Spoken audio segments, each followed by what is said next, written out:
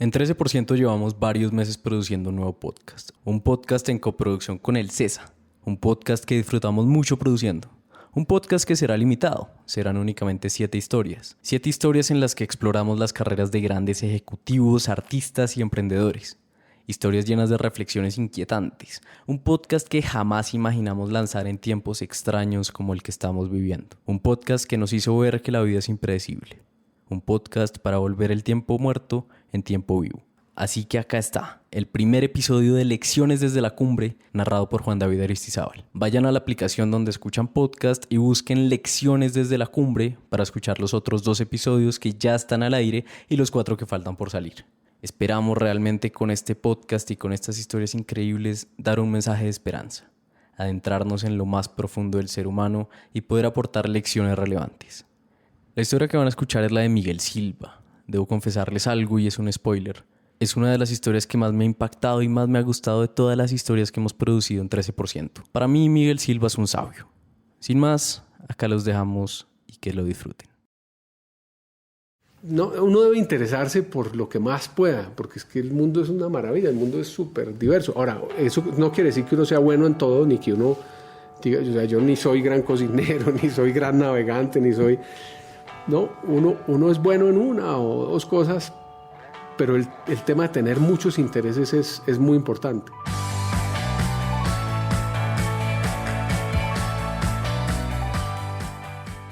Ese es Miguel Silva, una de las figuras más reconocidas del mundo de las comunicaciones en América Latina. Miguel ha asesorado desde presidentes de compañías a presidentes de naciones en todo el continente americano en temas de comunicaciones y manejo de crisis. A Miguel acuden algunas de las personas más poderosas del planeta en sus momentos más vulnerables y de mayor angustia. Él es el que llega a los peores incendios con un par de extintores como diciendo, tranquilo, que de esta salimos juntos.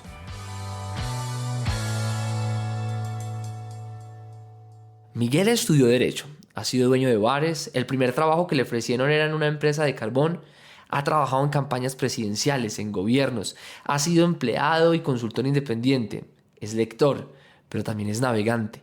Ha publicado libros de poesías y últimamente se ha interesado por aprender a cocinar costillas texanas. Uno creería que tantos intereses disvariantes le han hecho mal a Miguel Silva. Lo han vuelto un sirirí profesional, un tipo desenfocado y medio perdido. Pero es todo lo contrario. Si algo ha llevado a Miguel a estar en la cima de la montaña, han sido precisamente sus intereses diversos y sus diferentes talentos. Algo adentro de mí me dijo con mucha fuerza, no se vaya por ahí se le va a morir el espíritu. Les dimos nuestro pitch de sé patrono de Fog Up Nights y bueno, el único patrono que obtuvimos fue mi ahora esposo. Y la verdad es que prácticamente yo sentí que me hicieron bullying. No me saludaban cuando empecé. Usar la mayéutica del por qué, hasta que uno se encuentra con algo de bueno, pero esto no tiene sentido. Con emoción y con método, o sea, lo uno no quita lo otro. Y yo siempre he dicho que la inconstancia fue mi método para encontrarme. Cuando tú señalas con el dedo índice, 3 dedos señalan a ti.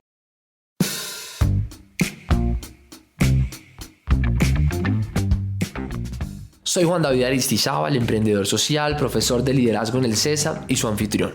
Estoy convencido de que para convertirse en un emprendedor, artista o profesional excepcional, es necesario tener varios intereses y desarrollar varios talentos. Pero sobre todo, es fundamental no dejarse encasillar en una disciplina o profesión. Hemos creído durante mucho tiempo que la clave para ser exitosos en nuestros trabajos y profesiones es volvernos el que más sabe de ese trabajo específico. Quise hablar con Miguel Silva porque si alguien ha demostrado la importancia de no encerrarse dentro de las fronteras de un solo cuerpo de conocimiento, es él. Esa apertura frente al conocimiento y frente al trabajo se empezó a gestar en el paso de Miguel Silva por la universidad. Y es que mientras la universidad para la mayoría de nosotros es una etapa para estudiar y encerrarnos en la biblioteca, Miguel Silva tenía otros planes.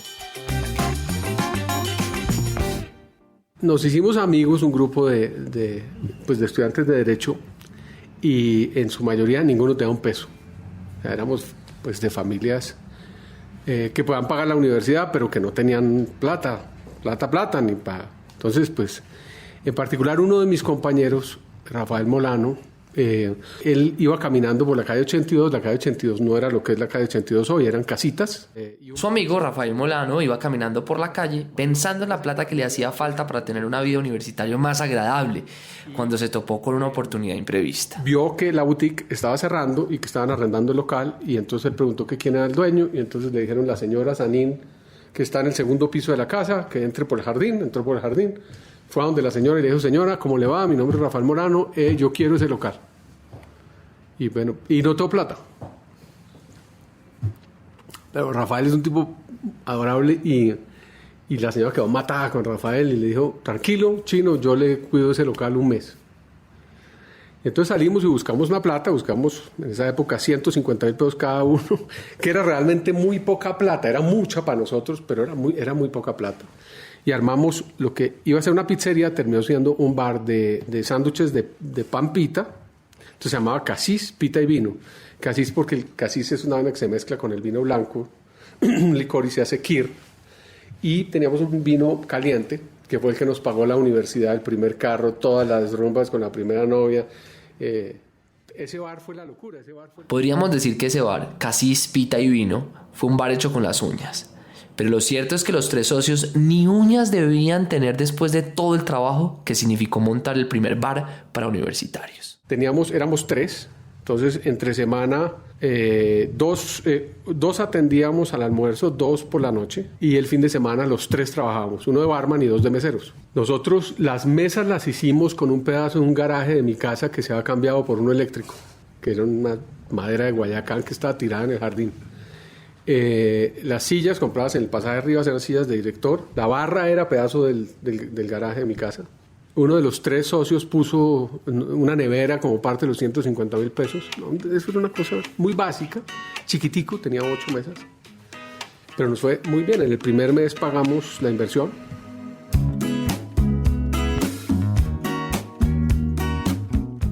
A Miguel Silva no le bastó con tener un bar exitoso. Él iba por más.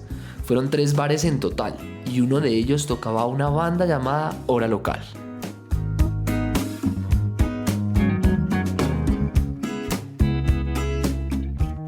Y Hora Local era un grupo muy divertido. El bajista era Eduardo Arias. Arias me dijo: oiga, estoy trabajando en un periódico. Y le dije: uy, yo quiero eso. Tenía una oficina de abogados que no funcionaba, no servía, teníamos un cliente, yo tenía un cliente y mi socio tenía otro cliente. O sea, eso era un desastre. Y pues claro, ya todo el mundo estaba inquieto en la casa, que no sé qué. Podíamos vivir con lo que daba el bar, pero era como eso no era serio. Entonces le dije a Arias: oiga. Le dijo a Arias que listo, que aceptaba la invitación, y se fue a trabajar a La Prensa, el periódico que apenas nacía. Todo esto a pesar de que tenía sobre la mesa una oferta que parecía mucho más sensata. Mi madre, que era banquera, y una mujer muy severa, adorable pero severa, digamos el super yo de la familia, me consiguió una entrevista con un señor que era dueño de una empresa de carbón, que se llamaba Prodeco. Y el señor Blanco de Prodeco me ofreció generosamente un puesto en la cosa administrativa, en el que me pagaban 350,000 pesos, que era un mundo de plata en esa época. Y yo me fui para La Prensa por 60,000 pesos, para horror, por supuesto, de mi familia. Usted está loco, usted terminó Derecho y ahora se va a ir a trabajar en un periódico por 60,000 pesos que no le pagan ninguno de los gastos, en cambio de irse a hacer una carrera en una empresa de carbón. Y fue la primera vez que yo seguí mi alma, digamos, la primera vez que realmente algo adentro de mí me dijo con mucha fuerza: no se vaya por ahí se le va a morir el espíritu. ¿A usted le gusta escribir? Apuéstele a lo otro. Una de las cosas que más le gustan en el mundo a Miguel Silva es escribir. Pero como sucede mucho, los intereses rara vez se traducen en trabajos lucrativos. En esa empresa de carbón, Miguel no iba a tener la posibilidad de escribir, pero sí iba a tener lo que llaman un buen puesto. Uno que le ofrecía un salario generoso, estabilidad y la promesa de sostener una familia en el futuro. Esa era la opción que salía victoriosa en la lista de pros y contras.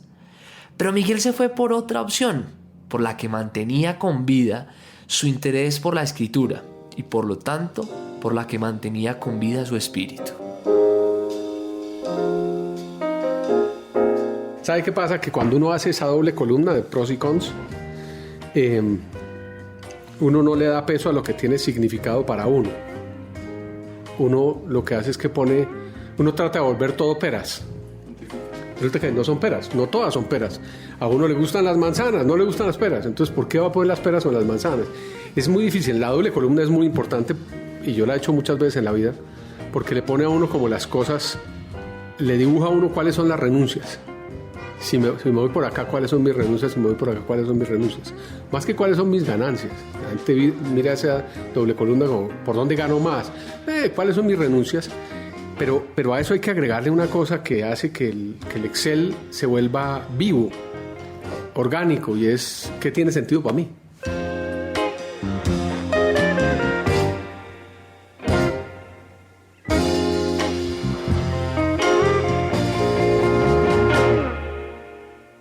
Desarrollar varios talentos y ser maestro de varias disciplinas es clave para el trabajo en el siglo XXI. Pero antes de salir a buscar nuevos talentos por desarrollar, hay que cultivar aquellos intereses que uno ya tiene.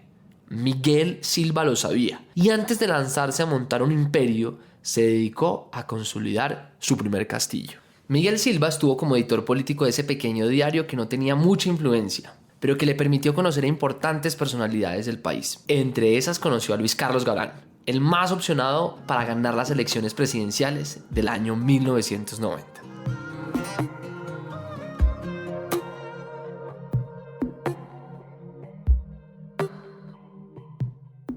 El 18 de agosto de 1989, al montarse a una tarima para dar un discurso, Galán fue asesinado en Soacha, un municipio cercano a Bogotá, la capital colombiana. Tras la muerte de Galán, su hijo Juan Manuel pidió a César Gaviria, que había sido su jefe de debate en la campaña, continuar con las banderas de su padre, es decir, asumir la candidatura a la presidencia. Gaviria aceptó. Paralelamente, a Miguel Silva le estaba yendo tan bien como editor político de ese pequeño periódico que le ofrecieron un trabajo en El Tiempo, uno de los principales diarios de Colombia. Me habían ofrecido irme de subeditor político del Tiempo, que era para mí un cambio chévere. Ahí tenía jefe directo, que era el editor político, que era un tipo al que quiero mucho, que es Darío Restrepo, el de City. Y entonces yo iba de subeditor. Y en las vacaciones, entre la prensa y El Tiempo, fue cuando Gaviria reemplazó a Gala, pues tomó las banderas de Galán, y él llamó a 3 amigos que tenía en los medios, 2 muy importantes y yo. Darío Restrepo, que era editor político del Tiempo, y Darío le dijo, no, yo no puedo, yo estoy en esta vaina cubriendo las elecciones, no me puedo mover de ahí. Mauricio Vargas, que era jefe de redacción de Semana, que le dijo lo mismo, yo estoy cubriendo elecciones, yo manejo Semana, o sea, no me puedo mover de aquí, y yo, que era el único soquete que estaba de vacaciones. Y entonces, pues claro, yo dije que bueno, que chévere que lo hiciéramos. Nunca estaba en una campaña política, no sabía de qué se trataba, pero me parecía una cosa fascinante. Había cubierto la campaña, que estaba empezando. Y me parecía chévere aprender, y así terminé yo en ese mundo de la política. Tomando decisiones un poco raras. O sea, ahí también, usted me pregunta, ¿usted hizo la doble columna? ¿Qué doble columna? Cuando se quiere ser transgresor de fronteras, una persona con múltiples talentos, uno no puede pensar únicamente en columnas de pros y contras, ni en beneficios corporativos. Su principal foco, de hecho, debe estar en los intereses, los talentos y dónde va a poder desarrollar las habilidades que pretende habilitar. Una advertencia: las personas multidisciplinarias tienen algo claro.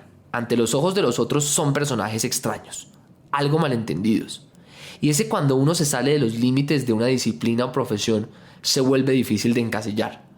Algo así sucedió con Miguel cuando ingresó a la campaña presidencial. Entonces, claro, al gerente de campaña, que era el exalcalde de Bogotá, Luis Prieto Campo, le dijeron que iba a llegar a manejar las comunicaciones un tipo que ha tenido un bar y que ha estudiado Derecho y Literatura, y le parecía la cosa más exótica del mundo. De esa manera, creyéndole a la barriga más que a cualquier otra cosa, Miguel Silva terminó manejando las comunicaciones para la campaña de Gaviria presidente. Un reto enorme para él, que todavía no tenía ni 30 años y que nada sabía de campañas políticas. Reto que se hizo aún mayor teniendo en cuenta que se dio en medio de la campaña electoral más peligrosa de la historia de Colombia. No olvídese, la campaña fue un torbellino. La campaña era una vaina donde compartíamos chalecos antibalas y no había suficiente. O un avión, donde el avión que volaron, en ese avión no iba el candidato viajaba en aviones privados, pero sí iba el equipo de comunicaciones mío, y el jefe de giras la noche anterior dijo, oiga, que cancelaron cancelaron los actos de la mañana. Así que frescos, pueden irse más tarde y cambiar los tiquetes. Punto. Si no, se habrían muerto ahí. Eran giras en donde había que parar en todos los puentes y mirar si había explosivos.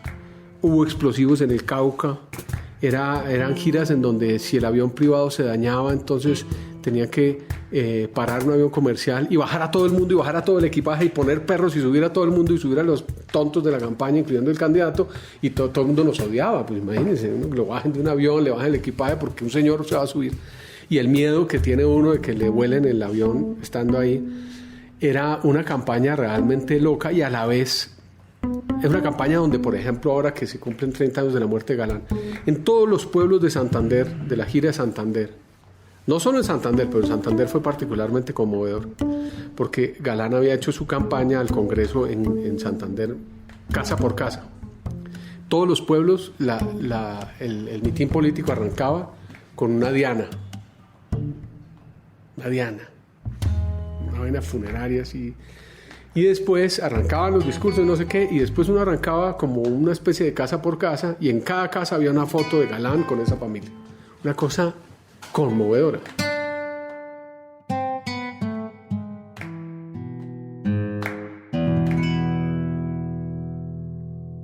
La campaña dio frutos y César Gaviria fue elegido presidente, lo que significó, a su vez, que Miguel Silva tenía un nuevo trabajo en la casa presidencial. Lo que vino para Miguel después de que Gaviria terminó la presidencia, después de esta pausa.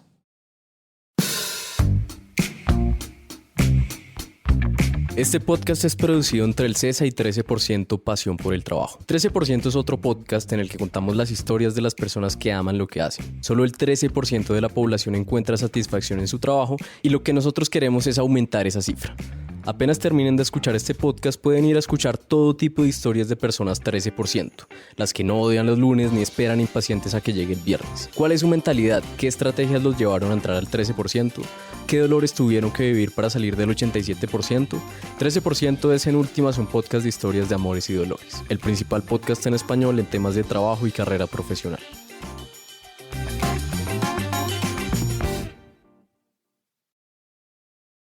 Miguel Silva había comenzado su carrera profesional rechazando un buen trabajo en una empresa de carbón y siguiendo su instinto terminó como editor político en un pequeño periódico. Allí conoció a César Gaviria, que terminaría siendo presidente de Colombia en el año 90 y nombrando a Miguel dentro de su equipo de trabajo. Tras 4 años de trabajo intenso y con el nombramiento de César Gaviria como secretario general de la OEA, Miguel se fue a Washington a trabajar con él. Por lo menos en papel, era el trabajo ideal. Pero el trabajo del jefe de gabinete es un trabajo increíblemente aburrido. La OEA es un foro de diálogo político, que está muy bien, es absolutamente necesario. Alguien dice que si no existiera habría que inventarla. Pero ese diálogo político es muchas veces retórico, muchas veces cansón y muchas veces muy formal. Y el jefe de gabinete lo que tiene que hacer es como oírle las preocupaciones a los embajadores, que casi siempre tienen que ver con la condenada burocracia de la OEA. Es una cosa aburridísima. Una oficina divina, yo tenía conductor, me pagaban súper bien, mi oficina miraba a la Casa Blanca, era más bonita que la del secretario general. Y sin embargo, yo creo que aquí hay un aprendizaje, y otra vez es como yo le debo a mi alma, que sabe hablar a gritos, estas cosas. Cuando yo renuncié a la jefatura de gabinete, mi familia decía que estaba loco. O sea, loco, mi suegro, pero ¿qué pasó? O sea, ¿qué mejor? O sea, usted tiene 30 y en ese momento tenía 95, tenía 33 años, tenía un cargo importantísimo, me pagaban muchísima plata, yo no tenía plata, tenía un conductor, o sea, ¿cuál es el problema? Ahora que estamos tan contentos, ¿por qué no nos vamos? Y realmente yo estaba muy descontento, yo no me veía ahí, y yo creo que si me hubiera quedado ahí mi alma se habría muerto, porque me habría quedado por las malas razones, me habría quedado por la plata, me habría quedado por el miedo a dar saltos al vacío, y cuando uno le da miedo a dar saltos al vacío, las alas se le van acortando y se le van volviendo más chiquitos y se vuelve un pájaro que ya no sabe volar. La tentación era a quedarse en la jaula, a volverse el diplomático cómodo que tiene un cargo importante y una oficina pomposa, pero Miguel Silva decidió estrechar las alas y volar. A veces la vida tienta incluso a los transgresores de fronteras. Les presenta una jaula de oro, les promete la etiqueta de ser los mejores a cambio de que se encierren, refinando su conocimiento en una sola disciplina y puliendo su talento para ella. Esas ideas, fuerza que tiene uno, que después uno dice, mira para atrás y dice, bueno, de pronto estos fueron como derroteros, como unas boyas que uno va mirando y uno va mirando la boya, ¿no? La boya estribor a ver si está cerca todavía. Una de ellas era esa, yo siempre quise que mi vida transcurriera en un entorno de lectura, de cultura, de escritura. Para dar un ejemplo, bueno, me estoy adelantando, pero yo trabajaba en un libro de poesía durante esa época. Ese libro de poesía lo publiqué cuando estaba en el gobierno. La gente me decía, pues usted está loco, hermano, ¿usted qué va a publicar un libro de poesía estando en el gobierno? Pero para mí era una manera como de no olvidarme de qué era yo, ¿no? Podía ser un funcionario relativamente importante por allá en un gobierno, con una corbata, pero ¿qué es lo que soy? Para mí era importante como una especie de lanzar una bengala para acordarme de, ojo, que yo no soy solo esto. Miguel no era solo eso, y esa es una idea muy importante. Uno no es solo lo que dice su cargo o título universitario. Casarse con la idea de que uno es únicamente un abogado o un psicólogo o un administrador es una decisión peligrosa. Es normal querer buscar la coherencia en todo lo que uno es, pero lo cierto es que eso va en contravía de la naturaleza humana. Walt Whitman lo expresó mejor cuando escribió: yo soy inmenso y contengo multitudes. Esos somos los humanos, seres contradictorios jalados por muchos intereses, y las más de las veces los trabajos más prestigiosos quieren reducirnos a una sola historia coherente, volvernos, como le estaba pasando a Miguel, el diplomático que tiene la oficina lujosa. La alternativa es hacer como Miguel y alimentar los intereses.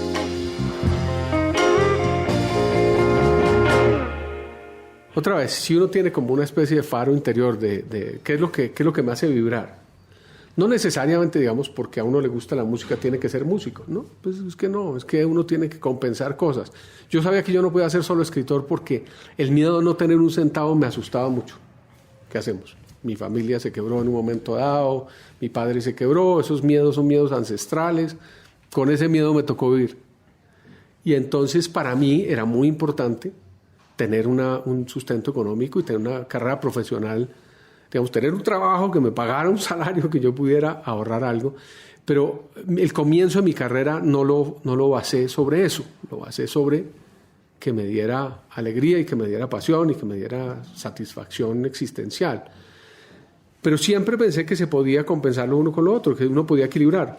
No, o sea, no necesariamente tenía que trabajar en Tusquets para hacer literatura, no podía hacer lo uno y podía hacer lo otro. Ahora, hay gente, tengo amigos escritores que dicen, no, usted está equivocado. Está equivocado, si usted se hubiera dedicado a la literatura sería novelista, y como no se dedicó a la literatura es consultor, entonces pues no eche cuentos. Pero yo creo que uno puede alimentar, otra vez, cuáles son las renuncias y cuáles no. Entonces, el tema de la inercia es que a veces uno dice, bueno, no, venga, yo me voy a meter, tú lo mencionabas, Andrés, el puro comienzo, que es, no, venga, hagamos esto primero y después hacemos esto después.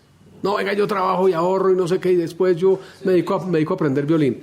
Eso no ocurre tan fácil. Si uno no alimenta eso al tiempo, las cosas se mueren, las alas se achican.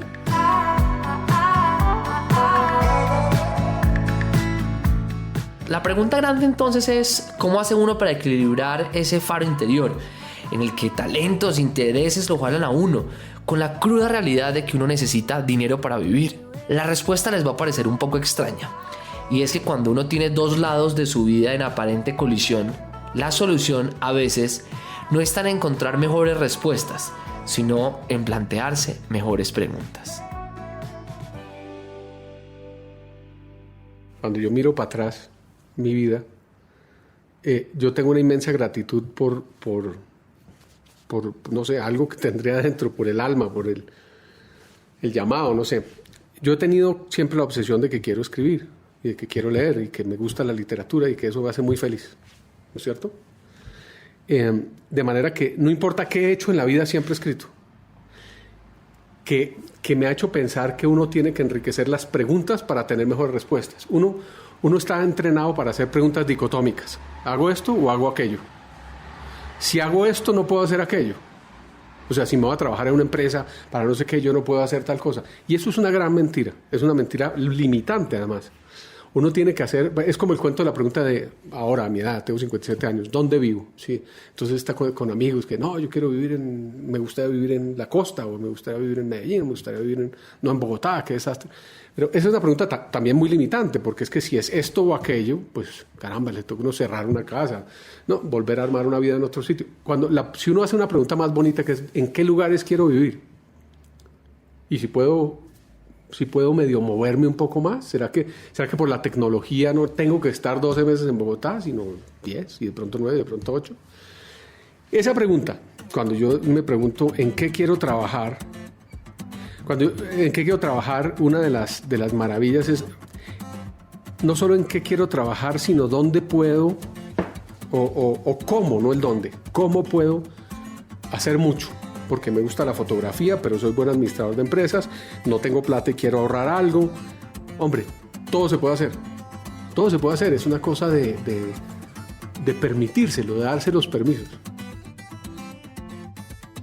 Ya saben, la próxima vez que parezca que están parados frente a caminos que se separan, recuerden, a veces no se trata de encontrar la mejor respuesta, de escoger el mejor camino. A veces se trata, y esto no es fácil de ver, de hacerse mejores preguntas, de dejar de pensar en binario, en términos de blanco y negro.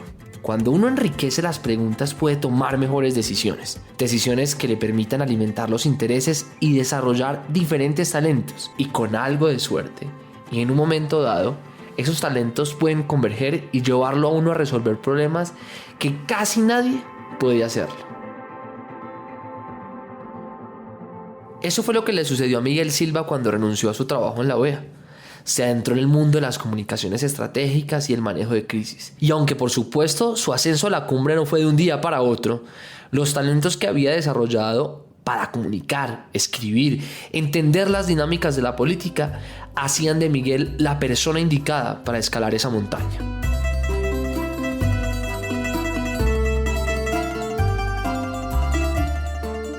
En el año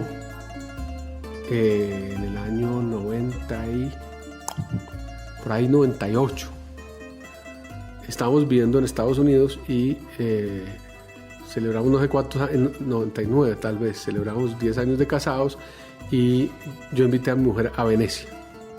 Y una amiga nuestra colombiana vivía con su esposo italiano en Udine, que es muy cerca, entonces fuimos a visitarlos.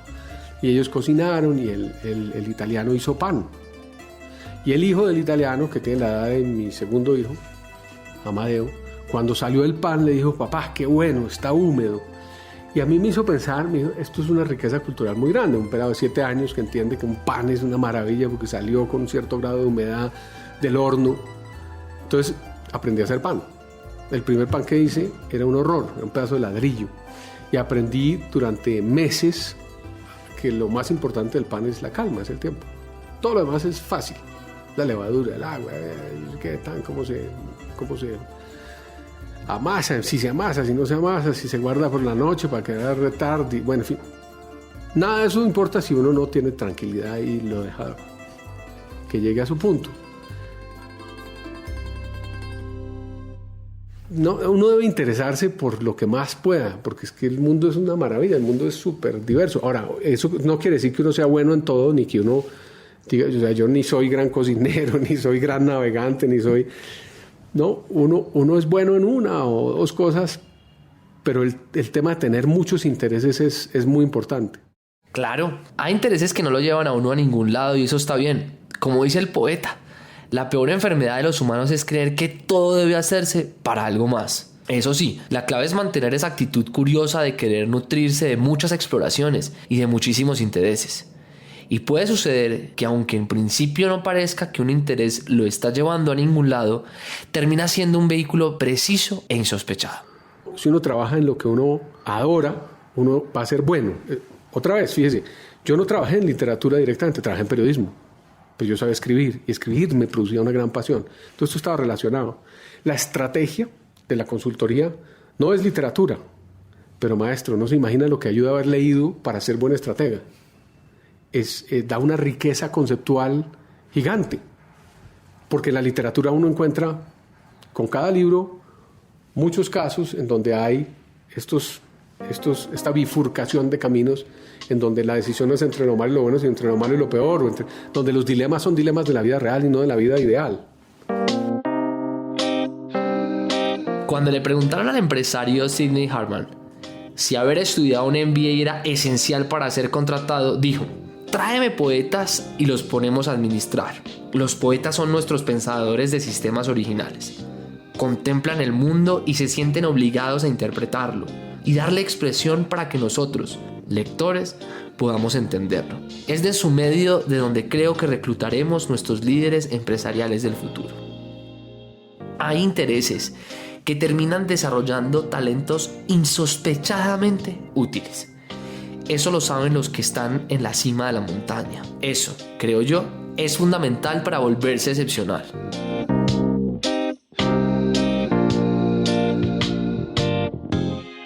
Hay un viejo debate respecto de si uno debería ser un especialista o un generalista.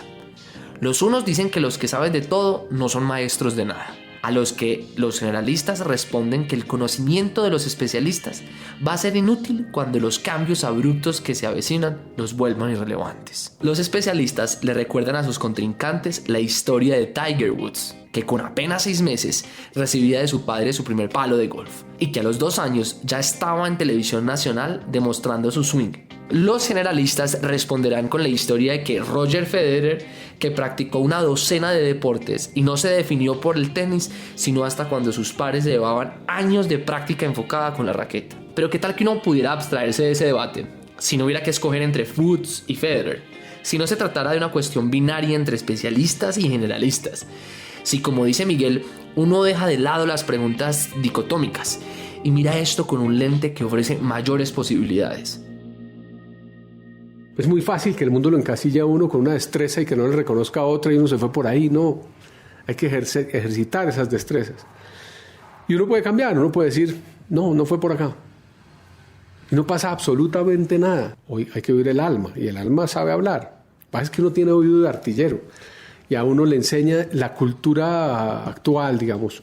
Y lo que hablamos al comienzo de esta conversación, ustedes tienen muchos distractores con las redes y con el tema de los smartphones y de toda la información que les llega, tienen muchos distractores. Estas cosas necesitan un poquito de silencio interior para oírse. Si uno está todo el tiempo en el ruido, pues uno no se oye, uno oye muchas voces. Miguel Silva es lo que Daniel Pink llamaría un transgresor de fronteras, una persona que desarrolla experticia en varias áreas, que no se encierra a sí mismo en la disciplina que lo cautivó, una persona, en últimas, que encuentra alegría en la infinita variedad que ofrece la experiencia humana. Entonces, claro, uno podría decir, no, ese tipo es un diletante, es lo que es, que no es nada de esas cosas, es todo. Pero yo trato de verme, y como le digo, mis amigos escritores me dicen, no, pues, no es cierto, usted hizo tantas cosas, hace tantas cosas, le interesan tantas cosas que no, por eso no escribe cosas más, ¿no? Pero yo prefiero verme como una mezcla de cosas. A mí me encanta la consultoría. Yo hago poca consultoría hoy en día, hago 4 o 5 clientes, pero pues yo no puedo decir que en la consultoría me siento desagradado, aburrido, o que una reunión con un cliente en un tema de crisis me parezca una pesadilla, o que me toque echarle en cuenta una junta sobre temas de crisis. Me fascina el tema de manejo de crisis, me parece fascinante, me reta, estratégicamente me reta mi cerebro a imaginarme situaciones, todas las situaciones posibles y armarla mejor, y es un juego intelectual que me parece fascinante. Consultor en manejo de crisis, consultor político, como quiera que se llame. Eso me gusta mucho pensar que soy lector y que me gusta escribir, no soy escritor, quiero aprender a ser escritor, y en eso ando. Pero soy lector, soy un buen lector. Hoy en día volví a ser un lector como lo era en la universidad, y esa vaina, y como lo he sido, fíjese, si lo hubiera dejado todos estos años no habría podido recogerlo. Yo he leído toda mi vida. Y cuando me fui para Estados Unidos me llevé todos mis libros. Y cuando volví a Estados Unidos me traje todos mis libros. Y cuando volví a Estados Unidos entre el 2002 y el 2005 me volví a llevar todos mis libros y cargo libros. No son los libros estúpidamente más viajados del mundo, pero es la delicia porque puedo volver a ellos y tal. Entonces he leído toda la vida y he leído ficción toda la vida, literatura. Yo no leo, es raro que yo lea Outliers o qué sé yo. No me gustan mucho esos libros, entiendo que tienen su maravilla, pero no me gustan mucho. Leo historia y leo literatura. Y leo poesía, narrativa y poesía. Entonces me veo como consultor político, me veo como lector, me veo como alguien que quiere aprender a escribir. Eso, creo.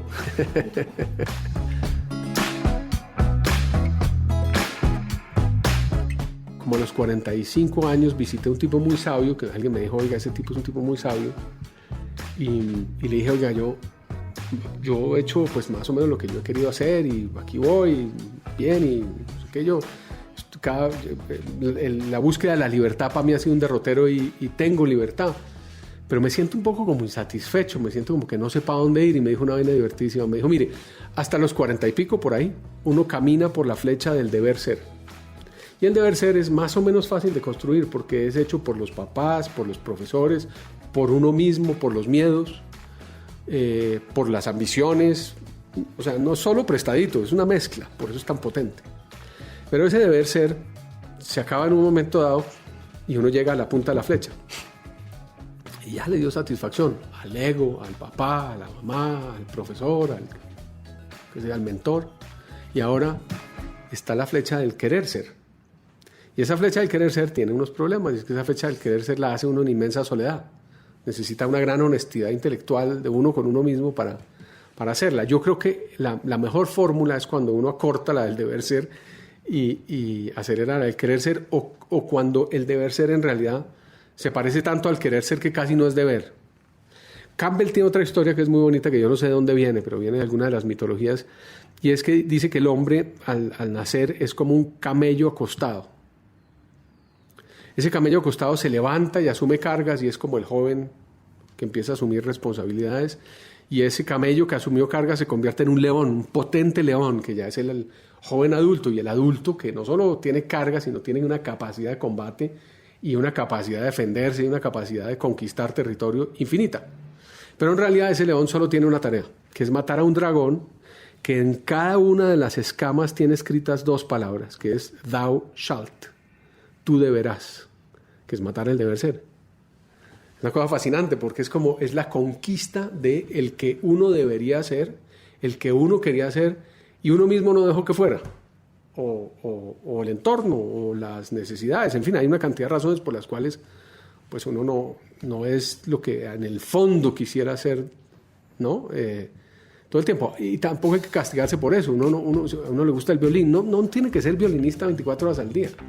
Es compatible con tantas otras cosas que lo importante es, no por eso, dejar de tocar el violín. Deja de tocar el violín y se mató el alma.